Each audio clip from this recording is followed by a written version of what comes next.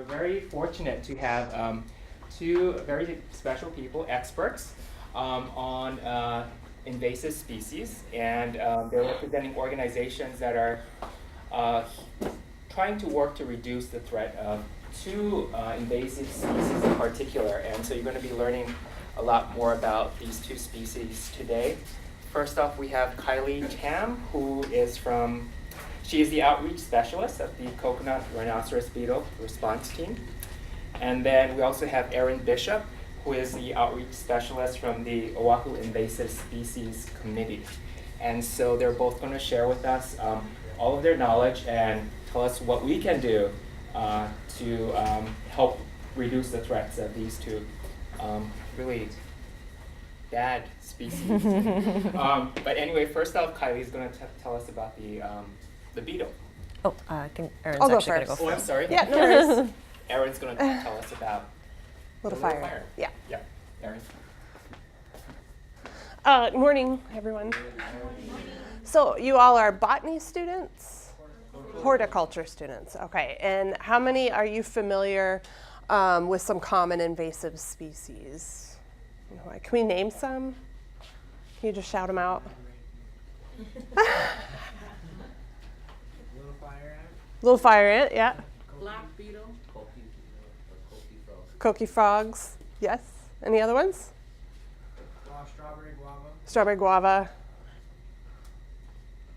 Mosquitoes, rats, mice, mongoose, cockroaches, yeah, mosquitoes, ticks. Yeah, there's loads of invasive species. People, yeah, we get that a lot. People, invasive species, but we can't really control that right now. But what I am going to talk to you about is some behaviors that people can do to reduce invasive species, and specifically today I'll talk about little fire ant. How many of you have heard about this issue? Kind of somewhat. All right, it really does pertain to you in the horticulture industry, because little fire ant does promote horticultural pests, and we'll talk about that a little bit later. But just to get going, I will start with just talking about what OISC does and what we're all about and what our mission is. How many of you have heard of OISC? So we're the Oahu Invasive Species Committee, and what we do is we detect, prevent, and eradicate new invasive species on Oahu specifically. There's a lot of organizations that work on invasive species: Department of Agriculture, Department of Land and Natural Resources, Department of Health even, when you talk about mosquitoes and rats and mice. The way that we're different and how we fit into the whole picture is that we only control invasive species that are not widespread yet. So we don't work on a lot of these pests that you guys mentioned, mosquitoes and rats and mongoose, because they're everywhere. And the reason we do that is because it's well beyond our means to control. We don't have the time or the money or the people to do it. But also what we try to do is we focus on invasive species that if left uncontrolled, they would cause the most harm.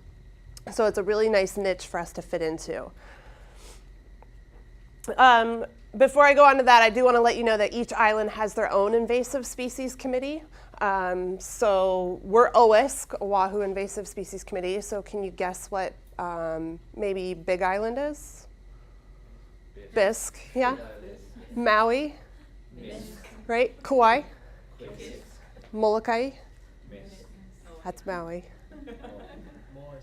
Very close, Momisk, yeah, so Momisk. Each island has their own, because we all have different incipient invasive species. So for instance, Bisque isn't going to control coqui frogs because the Big Island is loaded with coqui frogs. However, OISC does, because we don't have widespread populations here. OISC is not going to control mongoose, however, Kisk will, because Kauai doesn't have widespread populations of mongoose. So we each have our own little niche within the island. One invasive species that we are all concerned about, however, is little fire ant. But before I get to that, I just want to do a quick review. You guys are probably really familiar with the terminology about native species, non-native species, and invasive species. And it's pretty important because people that aren't familiar with it, they'll say, well, we're only supposed to plant native species, or we're only supposed to, we got to control all invasive species, including non-native species, and that's not true. We want to focus on invasive species. So native species are any plant or animal that arrived in Hawaii without the help of human beings. And it's the 3 W's that you probably learned while you were in high school. It's the wind, wave, and wings. So plants got here on the wind. They also hitchhiked on birds, in birds' stomachs and on their feathers. Plants also drifted here on the currents of the waves, and then large storm events would blow birds here off their course. And that's generally how all native species evolved in Hawaii. Because we're so far in the middle of the Pacific Ocean, we're the most isolated island chain in the entire world. So we have a lot, not only do we have a lot of native species, but we have a lot of endemic species. So they're things that are only found in Hawaii. Because of this, over 7 million years, they have evolved. It makes them very vulnerable. So that's why we have native Hawaiian mints that don't smell like mint. That's why we have a lot of native plants that don't have poisonous sap or real thorns, okay? Because they didn't really have to protect themselves from the onslaught of a lot of introduced species. So when you talk about native species, there's 2 types. You have indigenous and endemic. Indigenous species are those species that are native to Hawaii, but they're also found in other areas of the world. And then we have endemic species, which are only found in Hawaii. And Hawaii has one of the highest rates of endemicism in the entire world. So we have a lot of native snails, but not only do we have native snails that are only found in Hawaii, we have native snails that are maybe only found on Mount Ka'ala, or they're limited to one mountain on one island or one range. So we're extremely vulnerable to things like invasive species. The method of the introduction of non-native species has been occurring over the past 400 years. Polynesians brought the first plants over. These were plants that were high valued plants for medicine and food. These were the canoe plants. They introduced 34 species that still persist today. We don't necessarily consider those invasive species because they haven't really had impacts on the native ecosystem. Nowadays, especially with Hawaii's and our high import of food, almost 90% of our food is imported, and all of the importation of our goods and all the travel that we get, we have high risks of introduction of pests. And so most of the time, pests are introduced through boats, and then once they arrive on the islands, we tend to travel and move them around with us. So any non-native species is a plant or animal that was introduced by us, whether it was on accident or whether it was on purpose. And when we talk about non-native plants, most of those are introduced through the horticultural industry. And then when we talk about things that nobody introduced on purpose, like mosquitoes and cockroaches, those are hitchhiking plants and animals that come in when things aren't checked. And then we have 2 types of non-native species. So these are things that are introduced via human beings. There's non-native, and then we have invasive. The biggest difference is that invasive species cause negative harm. Non-native species don't really have an impact. So plumeria trees, while they're not native, you don't see them taking over the Ko'olau Mountains like you do this one. This is the octopus tree. It's highly invasive, and it's really widespread. Does anyone have any questions so far? All right, invasive species characteristics. This is why they're so good at being so bad. They can live in a variety of habitats. So for instance, the coqui frog, extremely invasive. The frogs hatch out of the eggs fully formed, so it doesn't need a tadpole stage outside of the egg. It doesn't have to have ponding water to survive. So you could ship a plant over from the Big Island, it just have 3 or 4 eggs that are in it, nobody sees them. Next thing you know, you have 3 or 4 coqui frogs in your backyard. They also grow and reproduce rapidly. Fountain grass produces hundreds of seeds each year, and they can grow almost anywhere as well. So this is on the Big Island. This is just a field full of fountain grass. One of the biggest problems with fountain grass is that once the plant begins to grow, parts of it die and it falls inside of itself. So these are really just big bushes of tinder. So if somebody just carelessly throws a cigarette or has a campfire or a lightning strike, this whole field is going to go up. It also aggressively competes for resources. This is a picture of strawberry guava invading a high elevation native forest. A lot of people say, well, can't we just harvest a lot of strawberry guava and we'll be fine? Nobody's going to hike 15 miles into the native forest to harvest this. It also produces a lot of fruit, and that fruit is easily transported by pigs and birds that like to eat it. So also, strawberry guava uses about 30% more water than native species in order to grow. So that's 30% water that's not going into our aquifers and recharging. And then they lack natural enemies in their new environment. So bighorn sheep, goats, pigs, other than us, nothing really predates on those things. So unless we keep them in check, their populations go out of control. The invasive species, in order for a non-native species to be considered invasive, it has to harm 4 things: our health, our environment, our economy, and our quality of life. If it's a non-native species and it doesn't have impacts on any of these areas, it's not considered invasive. So the answer really is that not all non-native species are invasive. Okay, it has to harm one of these 4 areas. This is a picture of a mosquito and a rat. This mouse is eating palms. So palm fruits. Native palms cannot reproduce naturally in their environment because rats and mice are predating on the seeds.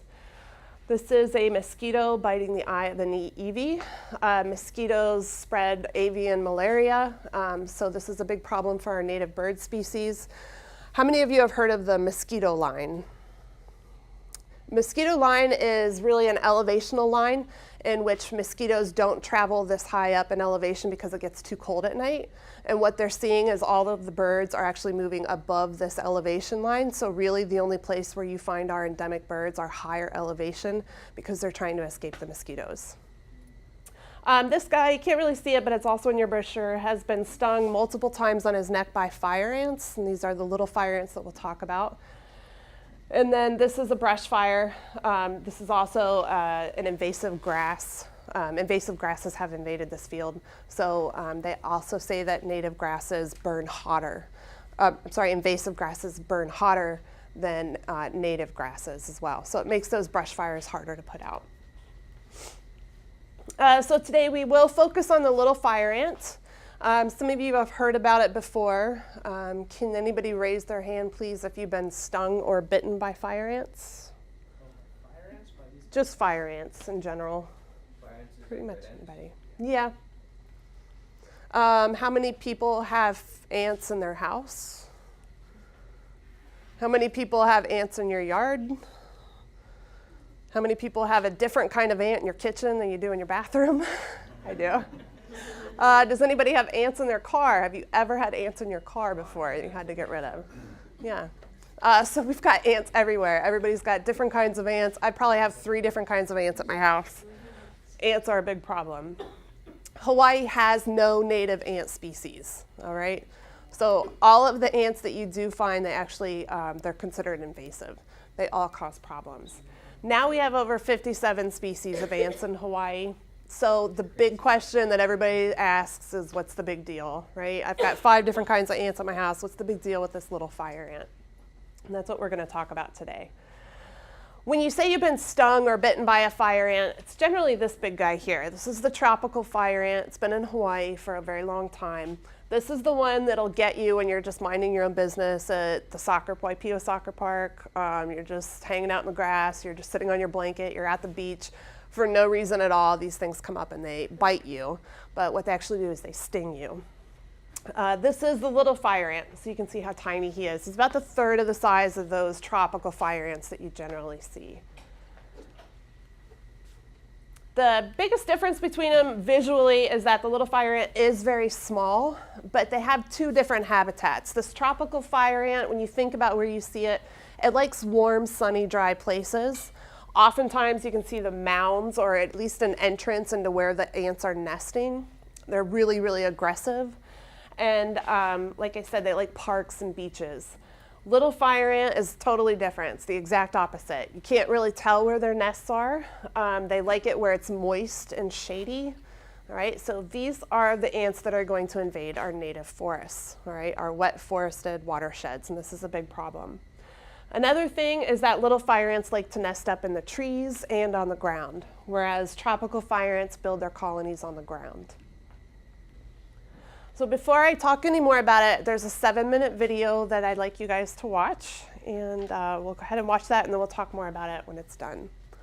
Is there a way to turn these lights off? Okay. How could this be? How could I not know about this? How could this be something that's going to threaten me so badly and I've never heard of it? The nastiest of the invasive ants with the greatest impact on Hawaii is the little fire ant. A guy came in to 200, 300 bites. They'd crawl up our legs, they were on our couches, in our beds, in my dresser. The little fire ant is native to South America. Moved by human travel and commerce, the ants have spread to many islands in the Pacific with devastating impacts. In 1999, little fire ants were discovered in Puna on the Big Island. By 2011, they had spread to Kona and are now established in many sites. In 1999, they were found in Kalihivai on Kauai, and in 2009, a small infestation was confirmed in Waihe'e, Maui. Unless we stop their spread, little fire ants will form massive supercolonies on each island, changing Hawaii forever. For an arboreal species, for a species that like to live in trees, they're not actually very good at hanging on. We got rained upon by, all of these fire ants. We didn't know what it was, but it was very, very painful. The sting's actually very small, and a lot of people don't notice that it's an insect that stung them. What they end up with is a few minutes after being stung, they end up with a rash. What is this rash? Intensely itchy, painful rash. They were so itchy, they were so itchy. And even a day or two after I got bit, they were still itchy. The next level of concern is infection. That's what we are dealing with at the clinic. I had to let all the parents know we have this problem. They're all over in the schools. Prior to the very recent treatment of this school, they were in my classroom. People are being stung in their homes, at work, and in parks. Public land and wild places may be abandoned to the ants. Hunting, hiking, and even beach trips will not be the same. The ants have already infested parks in the Hilo area. We know this because it's around our tower, huh? It falls off the trees too sometimes. It falls onto the beach patrons in there. They come up, something's burning their neck and... Yeah, it's getting worse. It's getting worse.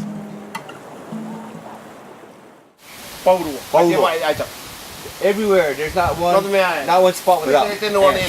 If you didn't treat, we'd have no income, and trying to find a way to get rid of it. Les ananas, c'est rempli dedans. Les fourmis, ils rentrent dans les tarots, dans les tarots quand tu tousses, c'est que des fourmis. Ah ouais? Dans le tarot aussi, et le tarot. Oui. What was it like before the ants came living here? C'était génial, plein de ouais. Lot of food, it was really nice. A lot paradis, of food. hein? Et Paradise. on a eu ça. It's paradise. Mais on n'abandonne pas, hein? C'est notre paradis, ça. But they don't give up. How long has the land in this area been part of her family? Des générations. Generations. How often do you get stung? Tous les jours. Every day. Tous les jours. Every À la day. longue, hein? On prend l'habitude. Every day. When the wind is really strong, don't come outside. Don't come out when the dehors, wind is strong. tu ramasses. A lot of people have abandoned their land already. Her cousin abandoned his land up there. They abandoned their land. They Ils left. veulent plus parce que They don't want to live here anymore. They gave up. So Tahiti is the most populated island in French Polynesia with the tallest peaks and mountains, so it has the richest biodiversity in French Polynesia. If some colonies are accidentally moved to those higher elevation areas, it will be an ecological disaster. Like Tahiti, Hawaii is an evolutionary showcase. Little fire ants have the ability to transform and decimate native places and species. In some infested areas of New Caledonia, little fire ants now dominate, making up more than 90% of insects, with impacts cascading throughout entire ecosystems. Forest birds and ground-nesting seabirds are at risk, along with sea turtle hatchlings. Even the smallest creatures, bugs, beetles, and spiders are vulnerable.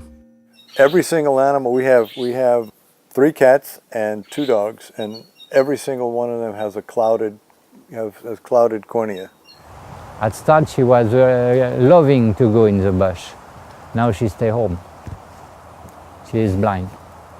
My glasses had dropped to the ground, and when I picked them up and put them on, I got bit on the eye. And it was so severe I had to run to the house and put ice on my eye. I had to lay down.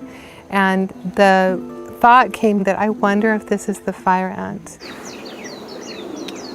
The bee industry is important wherever you are. All our hives have succumbed to LFA. The larval stage of the bees are very susceptible. If you have LFA and they're close to your hive and they can get up and into that hive, they'll probably take your hive down. Farming is woven into Hawaii's history and is key to a sustainable future. Both local and export agriculture and our hopes for food security are at risk because of a little fire ant. I watched them as they were shaking all these ants off of them, and basically it was raining ants, raining fire ants on them from the lychee. We'd be in very big trouble if it came into our coffee lands. Harvesting anything from a tree is going to be very, very, very difficult. And it will greatly impact agriculture. I mean, agriculture as we know it will not be here. So invasive species and the little fire ant in particular are very problematic because they will inhibit agricultural expansion. When you look at our mandate, it is to protect the native biota, it's to protect the public health. We're so dependent on imported food that we can't let our stores or restaurants go empty.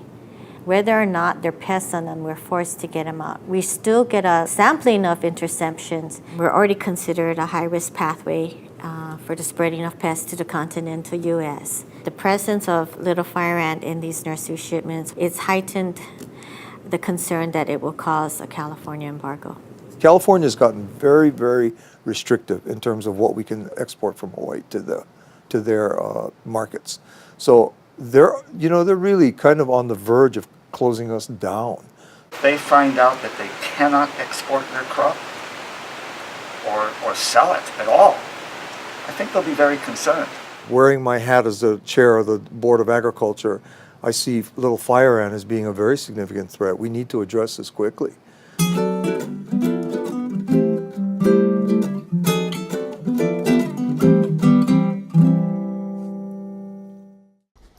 Okay, does anybody have any questions after the movie? I'm going to pass out some specimen vials of little fire ant, just so you can get an idea how small these guys are. So one of the concerns is that you saw that it is on Big Island and it's established on Big Island, and Big Island's probably never going to be able to get rid of these ants. There's also a lot of agriculture that happens on Big Island, and there's a lot of trade and import from Big Island to the other islands, especially with horticultural products, landscaping products. So can we just look for these at the borders and the ports and the harbors and find them? And part of the answer is yes, but it's not always going to find them, right? They're so tiny. When things are en route, these ants don't come out and forage. They're going to go deeper and they hide out until the products are sitting for a while.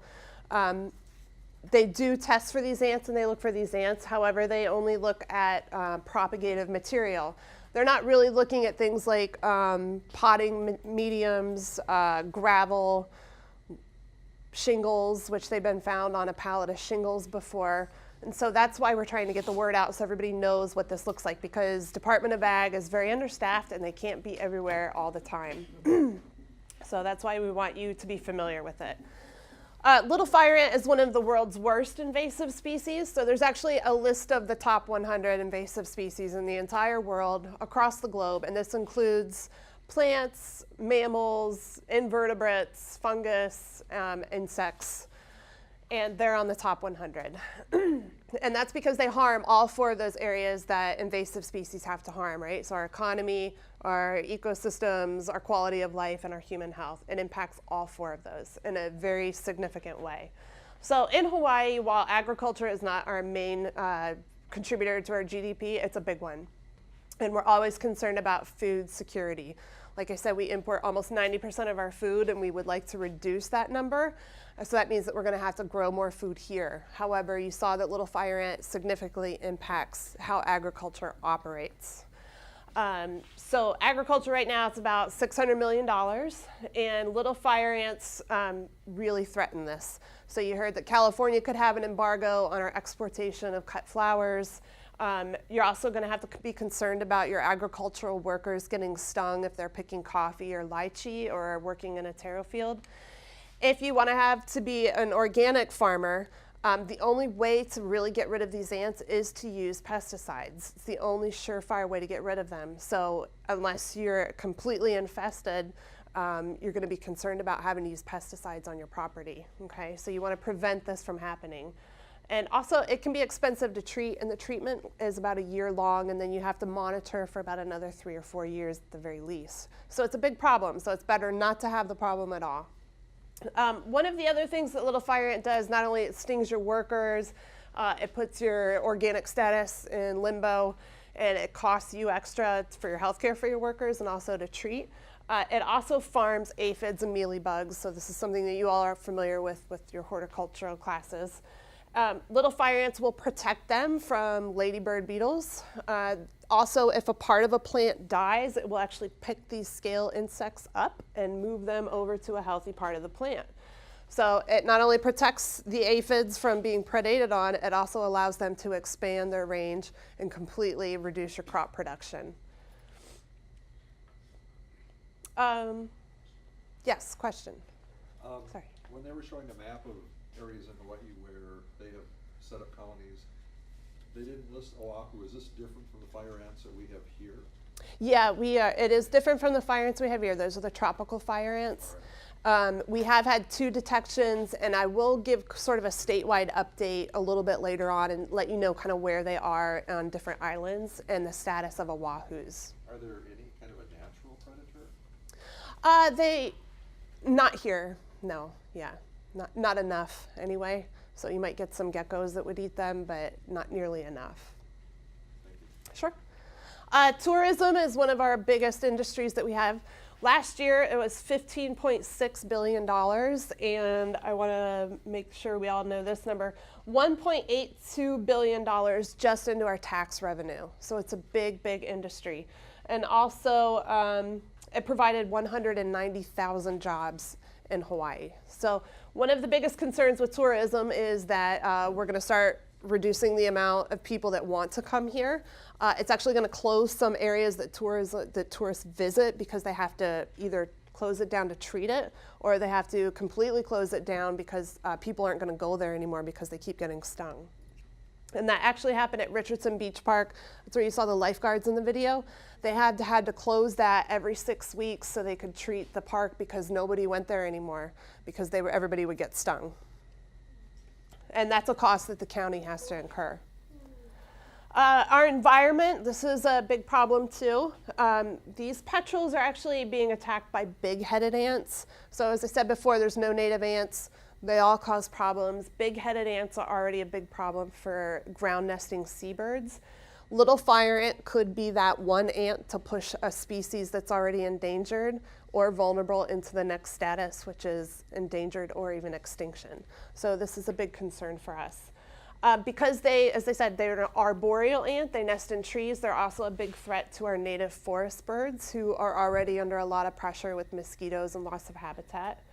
In Florida, in the Galapagos Islands, they've seen little fire ant attacking baby sea turtle hatchlings as they hatch. And little fire ant are voracious eaters. They're protein eaters, so they actually eat anything they come across, and this is insects. So in the movie, they talked about some areas in New Caledonia that little fire ant make up 90% of all the insects. That means 9 out of every 10 bug that you see in a certain area in New Caledonia is little fire ant. So it's a big problem. One of the reasons they're so good at spreading is because they clone themselves. So a lot of times ants will fight for territory, and sometimes they'll even fight for territory within their species. And little fire ants don't do that. So if you have a colony on the ground and a colony in the tree, and over a course of a couple years they end up meeting in the middle, they recognize each other and they say, hey, you're my buddy, you're my clone, let's spread out, and they start to work together. And what ends up happening is you get what are called super colonies that can infest square miles. We're talking 25 square miles of little fire ant, all working together, not out competing each other. So it's a big problem. And then, of course, our human health. This is a big issue. You saw those people talking about getting rained on by ants. They don't hold on very well. That's absolutely true. We've seen that when we survey for them. We'll catch them in vials, and as we turn the vial over, they just fall over. I mean, they don't hang on at all. So when you get stung by little fire ants that are falling out of a tree, it's not 2 or 3, you're gonna get 20 or 30 ants that fall. They get caught in your hair, they get caught in your collars, that's when you get all the stings on your neck. And you do this, and you brush it away, and you don't realize what's happening until maybe a couple hours later you start burning. And that's why a lot of people think it's a rash, because they don't actually see the ants, because the ants fall off right away. So this is something to keep in mind when you're working in the field. If you're starting to get stung or getting rashes and you don't know what it is, you're going to want to test for a little fire ant, because it could be it. There was a couple guys in Maui that said that it feels like fiberglass cuts and Frank's Red Hot sauce poured on those. So it burns. It's very, very painful, and it lasts a long time. And it's also painful for our pets, and this is including animals like horses and chickens and pigs. They're seeing this on the Big Island. Pets that are on the Big Island that spend time outside, they continually get stung in their eyes by little fire ants who are attracted to the moisture. As human beings, we can feel ants crawling on our skin. They can't, so when the ants are attracted to their eyes, they don't know it until they get to their eyes. And then they try to paw them away or blink their eyes, and that's when they get stung. And after repeated stings, they start to get this keratopathy, and this is a clouded cornea, and it's irreversible. So it does lead to blindness in animals. It's also very painful for pets. Some pets will develop symptoms of what looks like mange because they're constantly scratching their skin because it burns and it itches. And then, of course, your quality of life, your overall quality of life. I'm assuming you're in horticulture because you like to spend time outside. So things that you like to do, camping, working in your garden, these are all going to be significantly impacted if we ever had high infestations of little fire ant here in Oahu. So this is sort of the general idea of how it's moved. The movie kind of only took you up to 2009. So I'll update you on the statewide issues of little fire ant. So 1999 was when it was first discovered in the Puna district. They think that it came over from Florida, okay, because little fire ants are in Florida. They're native to South America. They moved up to Florida. They know they're in Florida and they're in Texas. They think that came over on a shipment of cut flowers because that happens a lot with Florida. We do a lot of, especially horticultural commerce, and that means we also share pests. So we have a lot of the same pests as Florida. It was introduced in 1999, and it was also introduced on Kauai in 1999. They found a site up on the North Shore, and they're still working on that site because it's on a cliffside. Nothing really happened until 2009. They found one site in 2009 in Maui. They eradicated that site, which is good. But then in 2013, this is what really jump-started all the outreach that's happening right now and all the news stories, is that someone harvested some hapu'u logs from a forest on Big Island. Those got shipped all around the state. They were intercepted and found that they had little fire ant. They tried to do some trace backs to find out where the rest of the logs went. They found some of them, but not all of them. Okay, those logs were destroyed, but they had already been sent to Maui, Oahu, and also Lanai. Okay, so they found those, they destroyed those logs, but that's when the news cycle really picked up on it and people started testing. That's also when Department of Agriculture and OIS started doing early detection surveys in garden shops and nurseries, and we continue to do that. We test them at least once a year, try to do it every 6 months to see if things are moving. Because of all this effort put out in 2013, they found a site in Waimanalo that was infested. This was about a 4-acre infestation area. They treated 7 just to make sure they got it all. But it was an abandoned lot, okay, so it was really overgrown. And they also found a site in Mililani. So some guy saw the news story and said, wonder if that's what's been stinging me or biting me in my yard. He tested his yard and turned out it was little fire ant. And then when they did the survey, it was 20 properties in Mililani that were infested with little fire ant. So they went up there, Hawaii Department of Ag treated, and they haven't seen any ants since. The Waimanalo site's been clean for some time. We had an issue with a tree. It was about a 70-foot tree, and there were still little fire ants all the way in the canopy. So we had to treat that tree, but they haven't seen any ants there either. It has to be monitored for years, though. We're talking 3 or 4 years, maybe even more, to monitor it to make sure that no ants are going to come back. Maui keeps finding them, unfortunately. So in 2013, they found their sites on the hapu'u logs. Let me make sure I get it all. In 2014, They found a population in Huelo, which was about 4 acres. And then in 2014, they also found a big population in Nahiku, and that's about 35 acres of forest, dense forest, that they're still trying to figure out how to treat. And then they also found another population just last year in November. So one of the issues that we're having is we want everybody to treat, because when we find the ants early, it's easy to get rid of them. About 10 acres, you can pretty much eradicate them, which is good. So that's why that 35 acres on Maui is concerning. On the Big Island, they've started to move around. They're now in Kailua Kona on the west side, Captain Cook. They've even found them in Waipio Valley, which is really devastating. I don't know if anybody's been to Waipio Valley, but a lot of taro production, and it's culturally significant down there. So it's a big issue. So yeah, the good news is if we find them early enough, we can get rid of them. And so this is where you all come in. So you should test your property once a year.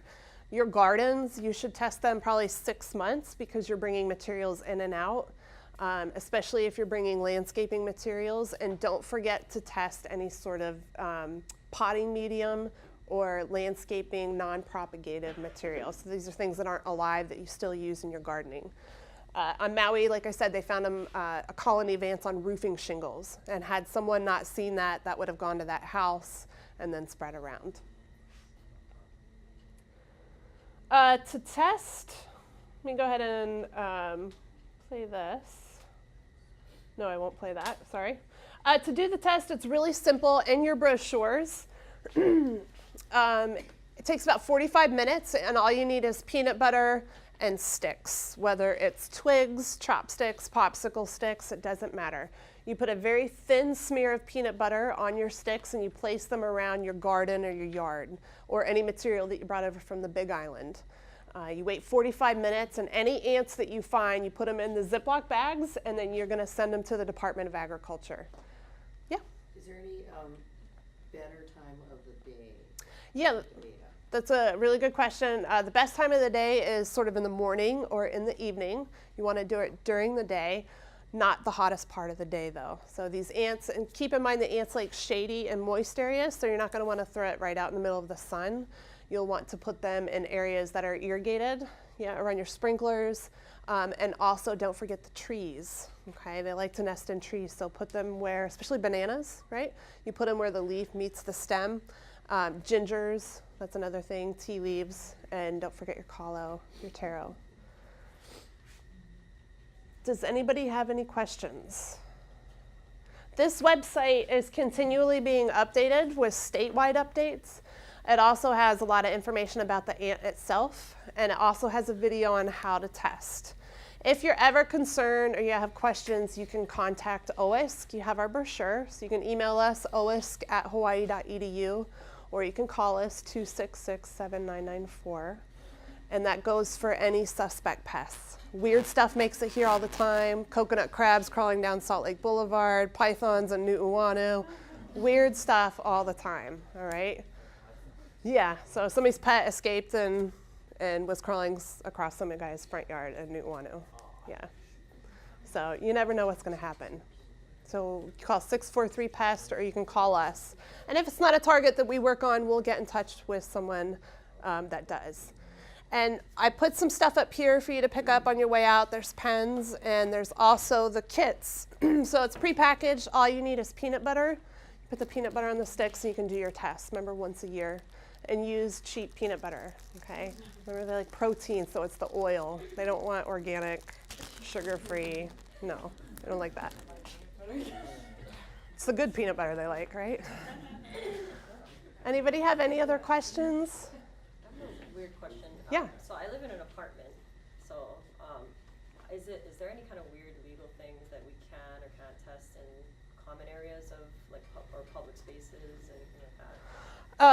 I don't know. Generally, they have their own, each condo association has their own rules. But because you're just putting peanut butter out on a stick, I don't think it would be any issue. But if you do live in an apartment, you could talk to your condo association or your apartment manager and ask them to survey. Yeah. And potted plants, I mean, don't forget your potted plants. Just because you live in an apartment, if you go to Home Depot and buy a potted plant, or if you go to a nursery or your auntie who lives in Hilo gives you a potted orchid, test them, okay? Because you never know where they're at. Those hapu'u logs were found at garden centers, all right? Big name garden centers. So we never know how they're coming in or where they're going to be or what got missed or what got through. Any questions? Okay. Sorry, one Yeah. last question. What do you do to control them? The control method, as I said, it's a year long, so they treat 6 times within the year, and it's a series of baits. They use things like tango and siesta. The way they have to treat the ants is they have to throw out a bait that makes the queen not fertile. She's going to lay eggs, but they're not going to hatch. And then once they do that, then they can kill the workers, and then she eventually starves to death because she has no workers that are feeding her. So if you just kill all the workers, she's just going to lay more workers. So you have to actually get the queen, and so that's why the treatment lasts so long. You just can't you just don't want to like broadcast pesticides. So it's a very slow treatment. You want the ants to be able to take the pesticide back to the queen. So when you say it's eradicated, that means that you've gone through that whole process and then the 3 to 4 years monitoring process? Is that Yeah. That was what Yep, and that's only happened at that one site in Maui. Right now we're in the monitoring phases here on Oahu, but that will continue. The reason it continues is little fire ant moves very slowly. On its own, it's only like 60 feet a year. So we want to make sure that if we leave it for 3 years and we come back, that maybe gives it enough time for that one colony that we missed to spread in order for us to find it. Any other questions? Have you found any down on the west side? No. Nope, just Waimanalo and Mililani. And then it continues to be intercepted though on shipments from Big Island. Okay, and then every once in a while we'll find it in a potted plant at a nursery or garden center too. So. Put water and soap, kill it like every other ant? It might kill the workers, but you have to get the queen. Yeah, and so remember, those people who said they've had ants in their car, I actually have had a colony of ants living in my racks on the top of my car. So they can get around anyway. You put peanut butter and soap? You gotta have that pesticide in there so that the queen will eat it. But if you want to protect what you already have that's not infested, you can use those bait barriers that you find that people generally use in their gardens. All right. If you have any questions later on, just feel free to email me. You guys have the brochure. You can talk to me that way. Then I'll go ahead and give it to Kylie.